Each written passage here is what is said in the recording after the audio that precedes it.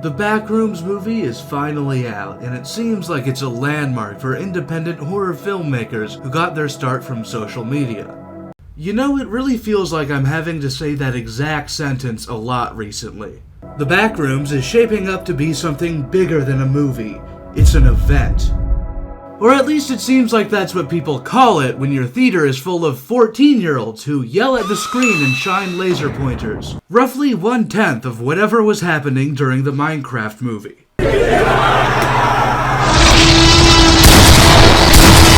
This is great because it means people who never go out to watch movies in theaters are going out to watch this movie.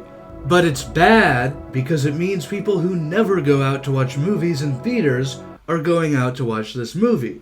That's right, a bunch of 12-year-olds who haven't watched any form of content over 2 minutes long in the past 4 years, and who only know about the Backrooms from terrible Roblox games and memes where a Kanye West JPEG chases them around, are going to the theater to see this 2-hour-long, slow-burn psychological thriller.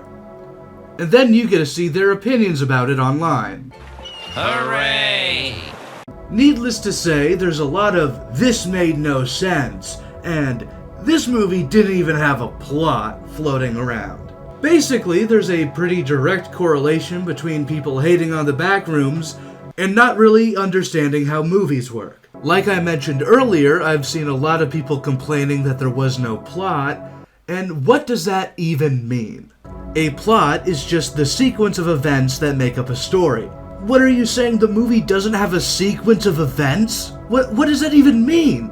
Really, the whole situation's putting me in a rather strange predicament. Because I'd like to argue with some of the haters, but honestly, their opinions are so bad and make so little sense, I don't even know where to start. I mean, trying to argue with someone about movies when they don't even understand something being open-ended is a choice and not a mistake is basically impossible. It's like trying to describe a dog to someone who's never seen one before. But to be fair, I can't exactly say the Backrooms film is trying to make all that much sense. Being hard to understand and theorizing about it yourself has always been half of the appeal. But maybe you'd like a little help peeling back the layers of this mystery onion. Maybe you'd like to see it from a new perspective. Or maybe you're one of those people who needs a YouTuber to tell you how to feel about everything. Whatever the case, I'm here to help explain the Backrooms. The Backrooms movie features many things. An endless abyss of dingy yellow hallways, a shady corporation playing God, and a big pirate guy. But really, the whole movie is about one man. Clark. Clark is a man who was sliding into the abyss long before he knew the abyss was yellow with stained carpets. Clark no longer has any anchors in his reality. His dream was to be an architect, but he failed. He now runs a tacky furniture store that he resents, and that's also failing. He lost his wife and any future plans of having children. His only acquaintances are his therapist and his employees. The only people left in his life are the people he has to pay to be there. The furniture store he resents has now become his work and his home. He spends days straight in one oppressive location. For days straight, the only voice he hears is his own. He no longer has any close relationships, and he no longer has any aspirations. Simply put, other than not dying, he no longer has any reason to live. He has no goals and no one he wants to please. He's resigned himself to binge drinking and staring at the TV every second he's not working. A lifestyle I've likened to living your life on fast forward. No longer trying to do anything other than just getting through the day. Throughout the movie, there is the repeated theme of the window. A window which represents watching your own life as a passive observer. This window is the idea Mary desperately tries to explain to Clark, and it's the idea he absolutely refuses to acknowledge. Clark doesn't view his life as something that he's in control of, as something he can steer. To him, life isn't something he's participating in, It's something that's simply happening to him.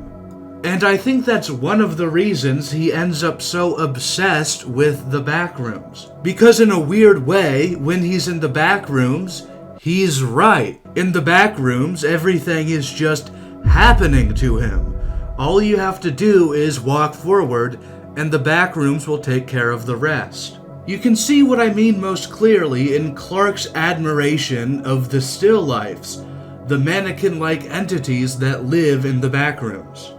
They have no feelings, thoughts, desires, or goals. They simply exist.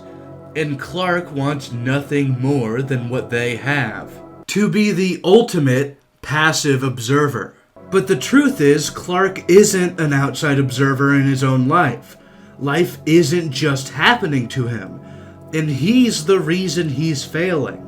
There's a lot of small hints showing this throughout the movie. His furniture store has massive discount signs everywhere, and yet people spray graffiti on the front calling his store a ripoff. He barely even tries when he attempts to film a commercial, rushing through everything, running out of breath, and just trying to get it over with as soon as possible. And at the end, the chair he sits on breaks because his furniture is cheap. It's revealed his character of Captain Clark is just a lazy ripoff of similar furniture store mascots. Even the name of the store makes no sense. Captain Clark and Ottoman Empire have conflicting images. What do pirates have to do with the Ottoman Empire? It's very clear to me that Clark is half-assing literally everything. He never tries and never puts thought into his actions. But when things inevitably go wrong, he just blames the rest of the world. The Backrooms represent Clark's ultimate escape. One common complaint I've seen about the movie is that Clark seems to go insane really fast. After what feels like less than a week, he already completely loses his mind and goes mad. And honestly, I think people who have this complaint just don't realize how close to the edge Clark really was. Clark wanted nothing more than to avoid the reality he created for himself. It's just some sort of divine comedy that the universe provided him with a new reality. A reality that's exactly what he was looking for, full of infinite nothing, just a constant drip of the new and slightly different. A place where he never has to change. A place where he can truly be a passive observer. The Backrooms reminds me a lot of another Kane Parsons project called It's Nicer Here. It's Nicer Here follows Kane's character as he describes an alternate world he created for himself. Eventually, he grows to prefer the alternate world, spending far more time in there than in the real world. And when he does finally come back to the real world, it feels alien and scary. I thought this short film did a great job capturing the feeling of being stuck in your own head, and living your life through daydreams. And I think The Backrooms is about something similar. By the way, if you want to learn more about this short film, I made an entire video about Kane's early career, and you will watch it after you finish this video. That's right, I'm not giving you an option. You will watch it. If It's Nicer Here is about living life in your imagination, The Backrooms is about living life in your memories. Clark spells this out at one point in the film. The Backrooms is everything there ever is and everything there ever was, repeated infinitely, losing meaning as it continues. If you live your life like Clark does and the future stops holding any value to you, it can be very easy to live your whole life in the past, replaying your memories over and over and over until you live your whole life in what-if scenarios and hypotheticals. You relive these memories so much they begin to abstract and break down, become concepts in your mind, shadows of events that only kind of happened. What the Backrooms really are is the biggest question people have after seeing the movie, and it's a question the movie doesn't really want to answer.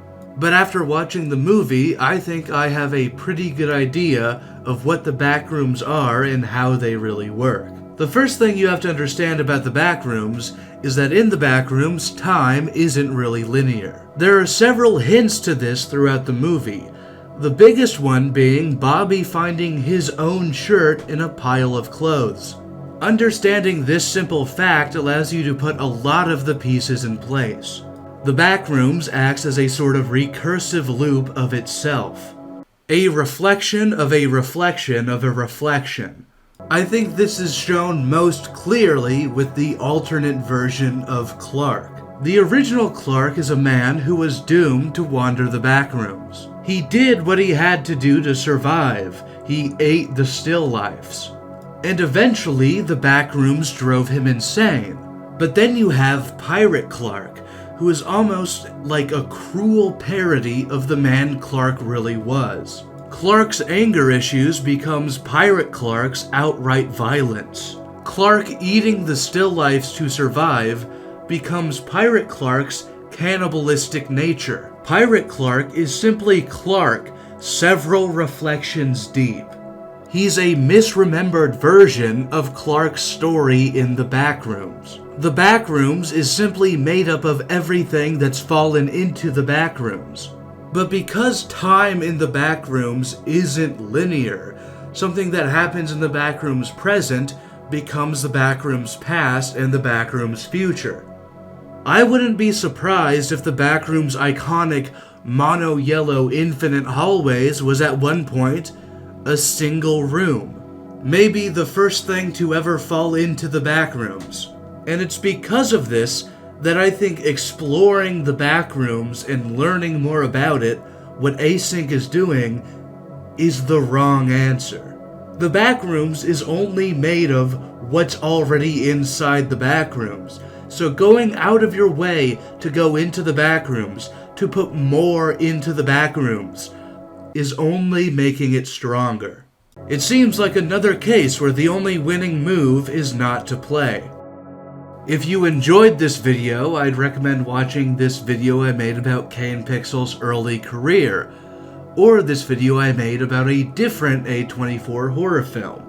Both of them are really good. I'd recommend you watch them.